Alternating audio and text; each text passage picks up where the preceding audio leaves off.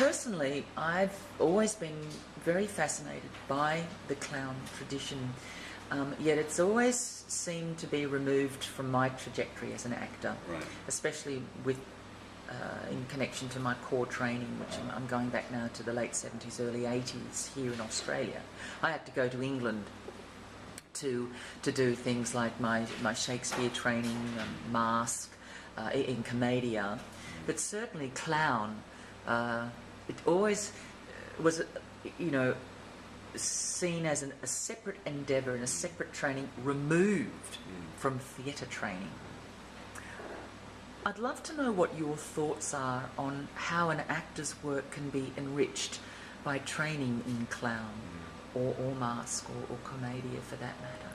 Well, first of all, I think it's worth mentioning that I think the landscape has shifted a little bit, and clowning, certainly in the United States, is more integrated into actor training now than ever before.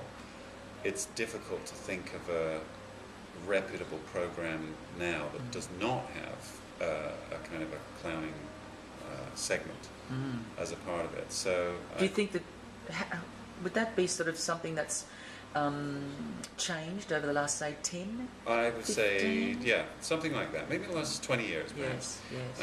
And so some of the most preeminent acting teachers in the United States have this as, a central part of their work, which is different to the prior generations of acting teachers, just as you pointed out.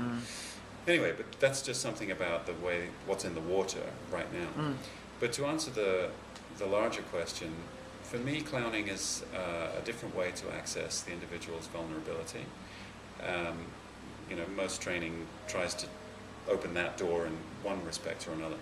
But the beautiful thing about clowning and the unexpected thing about clowning is that it accesses vulnerability through the individual's unerring capacity to make mistakes and to get themselves into trouble.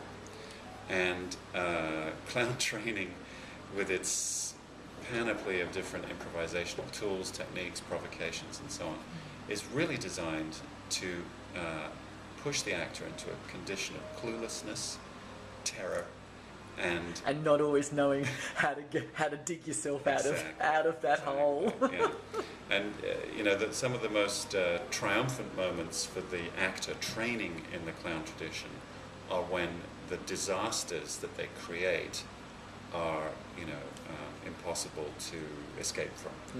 So what this does for me is it's not just a technique, but it's a sort of a practice that verges on a philosophical experience that you can both understand in your mind and feel in your body, which I think is incredibly helpful for performers, especially the many of us who are so determined to get things right and who are studious in our application and who try and rely upon structure and technique to access our inspiration. That's not always the right way to do it. Absolutely, and it can also sort of lead to a state of neediness, which